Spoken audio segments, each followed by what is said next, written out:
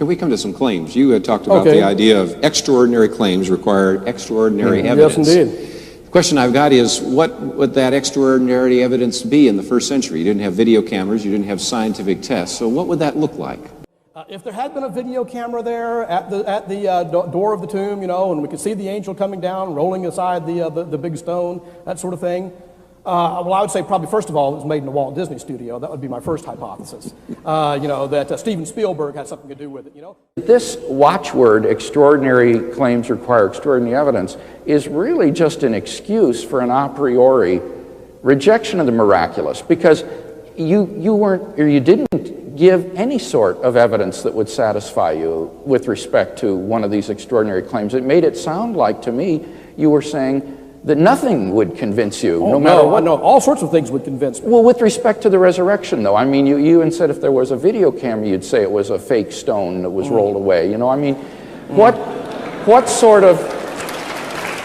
That would be the more reasonable hypothesis under the circumstances. Well, but see, that's what I fear. It is. It's just an a priori rejection of the miraculous here. You're not...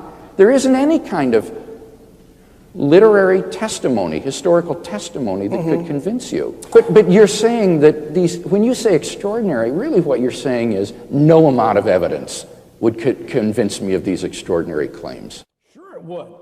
If tomorrow morning, immediately after breakfast, suddenly there was an earthquake, you know, and a silvery light shone in the sky, and the leaves dropped from the trees, and I dashed outside, and there, towering over us like 100 Everests, was this giant figure with lightning playing around his Michelangeloid face, and he pointed down and saying, "Be assured, Keith M. Parsons, that I do in fact exist, and I'm sick of your logic chopping."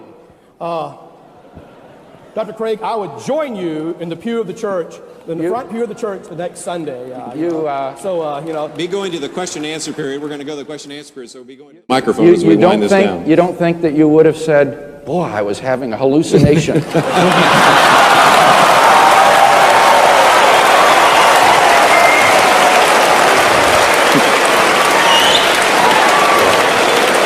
Not